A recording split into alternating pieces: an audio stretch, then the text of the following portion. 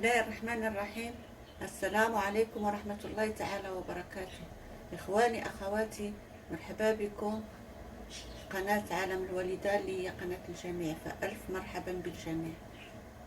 نتمنى تكونوا بخير وعلى خير وبصحة جيدة إن شاء الله أينما كنتم وأينما وجدتم نتوما والعائلات ديالكم والعزيز عليكم. إن شاء الله غادي نتقاسم معكم كيفية الاحتفاظ بالجزر مدة طويلة في الكونجيلاتور أو في المجمد. جزر أو خيزو بالمغربية. عندنا هنا واحد الكمية الجزر اللي كنشدوها وكنجروها، كنحيدو لها داك الفوقاني ديالها. يعني هنايا سبقت ودرت العملية ونقيت. عندي هنايا كيلو ديال الخيزو. كنعرفو خيزو الموسم ديالو كيدوز، كيكون في فصل الشتاء وفي فصل الصيف تيكون غالي، وحنا تنحتاجوه للعصائر، تنحتاجوه للشربات، تنحتاجوه للكسكسو. فماشي مشكل الا تقاسمت معكم هاد الوصفه كيفاش تحتفظوا به في المجمد. طريقه سهله وبسيطه. كنشدو خيزو تنجرو كما قلت لكم وتنقطوه وتنديروه في واحد الطاوه. غادي ما غاديش نسلقو، وانما غنخوي الماء واحد الاناء اللي غادي نشعل عليه النار، وكندير خيزو ماشي تسلق وانما غير يقبط ديك الغليه الاولى، يبقى قابط راسو. خيزو غادي نديروه في الماء حتى يغلي واحد دقيقه ونطفيو عليه النار. من بعد نطفيو عليه النار غادي نكمل معكم تتمه الوصفه. فهانتوما كتشوفوا يلا بدا يغلي، يلا بدا يغلي، وغادي نطفي عليه النار. ما خليتوش يطيب، خصو يبقى شاد راسو مزيان، حيت غادي نكملوا له الطياب منين نبغيو نستعملوه. دابا اش غادي نديروا له؟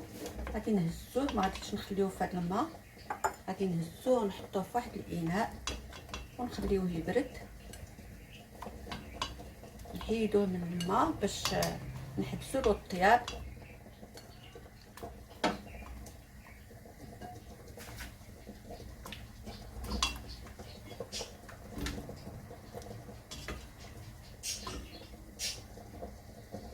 وغادي نخليوه يبرد ونرجع معكم باش نكمل لكم الوصفه. فبعد ما بردنا الجزر ديالنا، انا زربانه شويه، انا بردتو بالماء باش نحبس له لا كويسون، نحبس له الطياب. بردتو بالماء، ها هو على هذا الشكل. كيفاش غادي نحتفظوا به؟ غادي نجيبوا واحد الصينيه اللي عندنا كما بغات تكون، وغادي نديروا عليها شويه البابي سلفان من التحت، وغادي نستفوا الجزر ديالنا على هذا الشكل.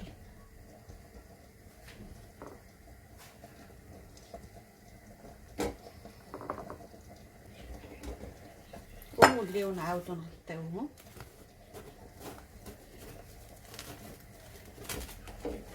نغلفوهم باش ما يشمولناش الريحه ديال الكونجيلاتور. هانتوما كتشوفوا غادي نمشي نبيتو ديلا في الكونجيلاتور، وغادي نوريكم الشكل النهائي ديال الجزر كيفاش يمكننا نحتفظوا به في المجمد مده طويله توصل حتى العام ان شاء الله. اذا كانت في العمر الواحد فاش يكون عنده الجزر كثير ويكون رخيص فيستافد من هذا الوصفه ويجربها، وغتبقى معتمده عند الواحد في دارو. اما بالنسبه للماء اللي سلقنا فيه داك الخيزو، اللي طيبنا فيه داك الخيزو داك شويه، ها هو احتفظنا به. صفيته ودرتو في الكيسان يبرد. غادي نحتفظ به، ما غاديش نرميه لان عامر فيتامينات. هو اللي غادي نستعمل منين نبغي ندير العصير. غادي نجبد هذا الماء، هو اللي غادي نستعمل في العصائر ديالي. الماء ديال الخيزو فهو مفيد جدا، ما ترميوش او حضروا به لي سوب، او لا مرقوا به الكسكسو، راه تيجي لذيذ وغزال. المهم احتفظوا بالماء، ديروه في دي بواط، او من بعد يبرد ديروه في بلاستيكات اللي تيدخلوا الكونجيلاتور، هذيك لي بلاستيك اليمونتير. هذاك الشيء انا فاش نديرو وكنحتفظ به مع خيزو باش ندير به العصائر.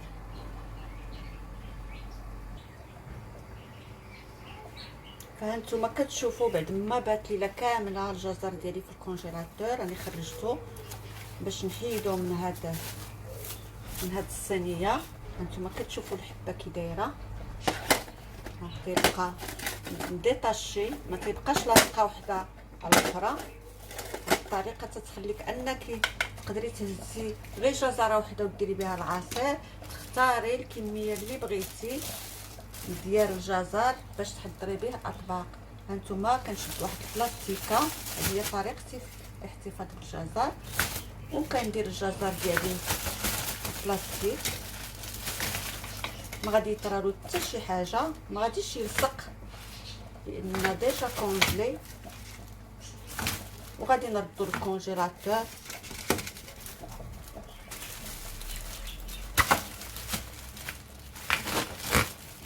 هانتوما كتشوفوا على هذا الشكل. غنسد البلاستيكه ديالي مزيان، انا نخرج منها الهواء،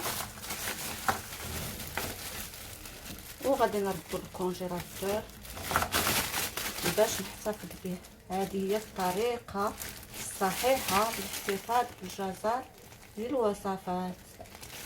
كنتمنى يكون عجبكم هذا الفيديو ان شاء الله، وتجربوا هذه الطريقه وتبارطاجيو هذا الفيديو.